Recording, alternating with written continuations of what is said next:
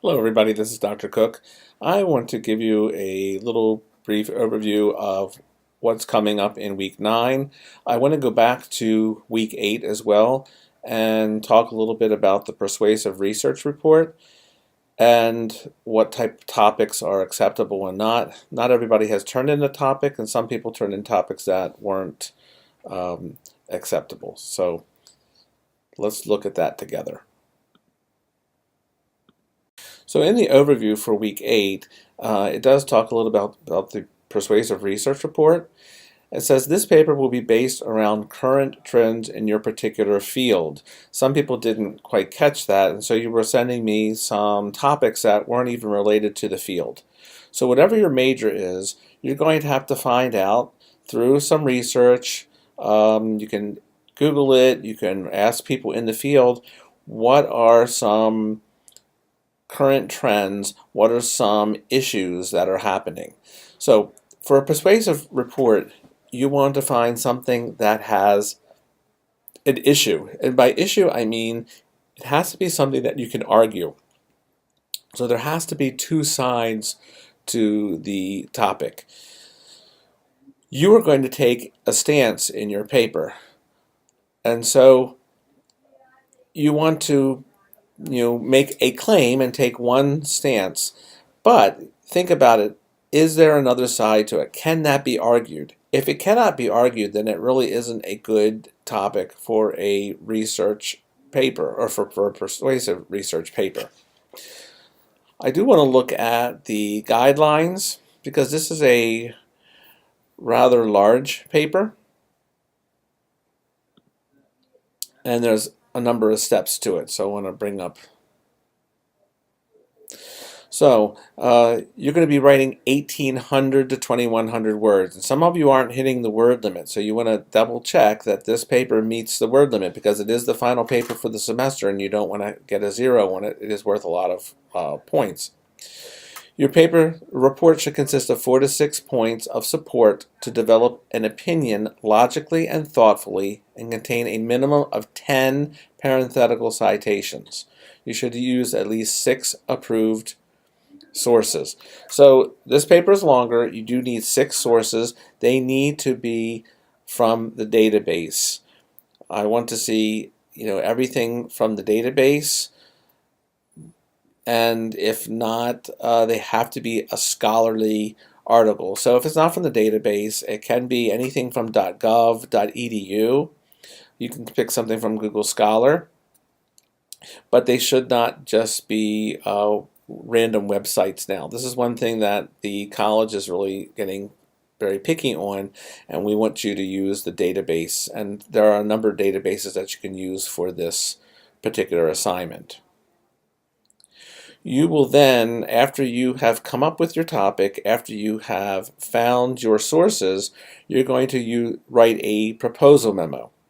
And the proposal memo is basically an outline of what you're going to be doing in the paper, and you're going to include your sources. And from there, and that's going to be due next week, I will be looking at your sources and saying whether or not they are approved.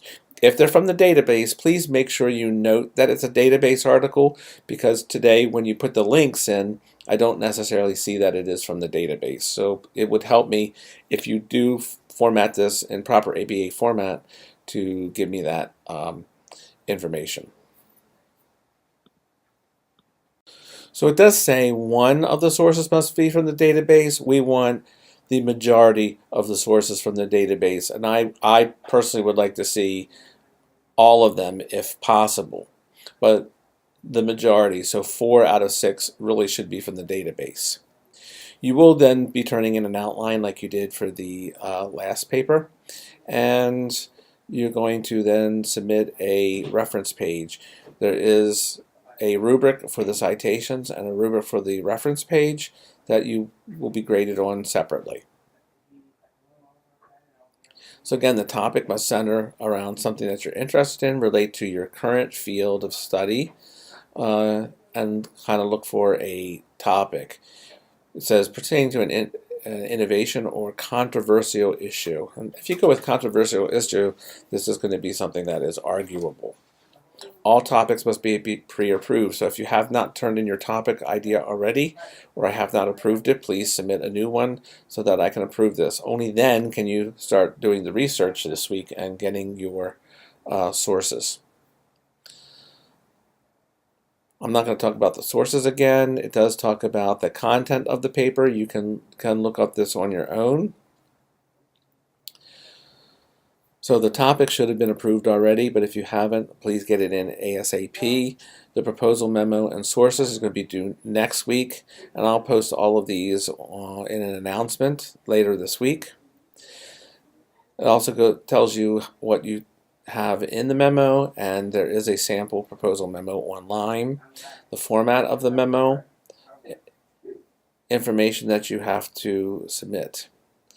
Your reference page, which will be turned in like when you turn in your paper, outline, and the report. So have a look at all of these, and especially look at the rubric, because the rubric gives you some important information of how the paper will be scored.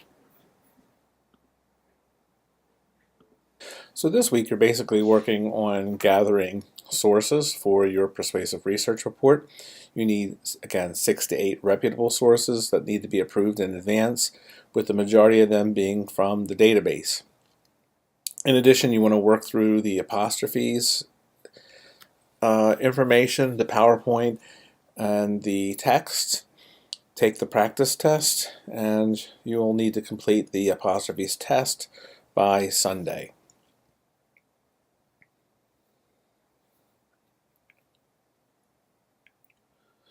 The last thing I want to do is talk about the databases and which databases lend themselves for this particular paper. Besides EBSCOhost, there are 2 other databases that are really good for this assignment. If you go to the home page and then Library Databases and scroll down to SIRS. SIRS is about controversial issues, and they give you the pros and the cons. So you have to kind of search maybe the topic, and you have to know how to search for it. But let's look for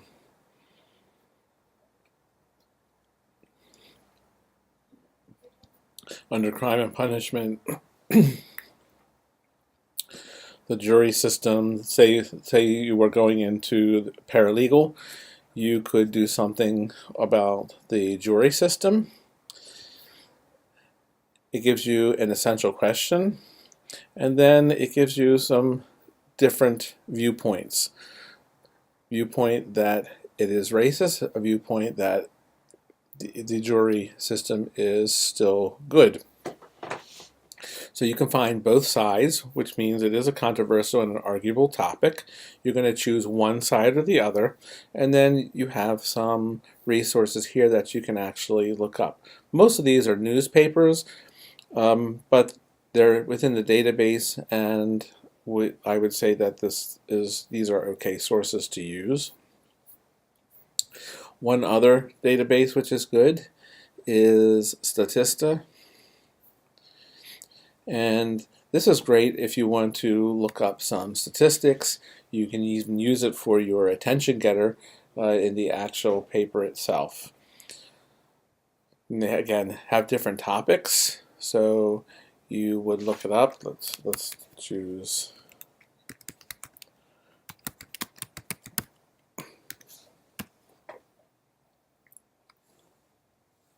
Yeah, nothing for the jury system.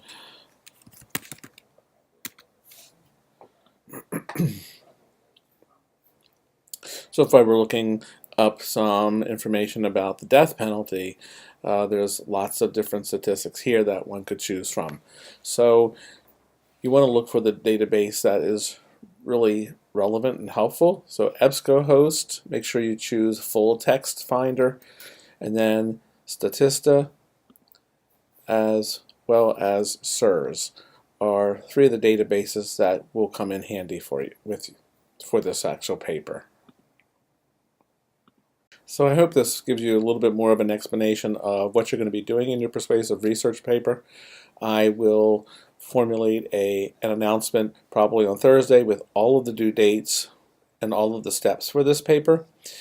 You do want to get your topic approved ASAP. Those of you who have had it approved, you can continue working on gathering your sources. You have to get your sources then approved, and that will be next week in the proposal memo. You'll submit your sources for approval there. If you have any questions, though, you can email me your questions. If you want me to double check your sources ahead of time, I can do that as well. Do try to get the sources in APA format. Again, this is the only way that I can give you feedback before actually grading the paper. So if you have any questions, email me and look for the next announcement. It'll be in written form with all of the due dates and steps for this paper on Thursday. For now, continue doing your research, get your topic approved if it hasn't been approved, and work on apostrophes. Have a good week.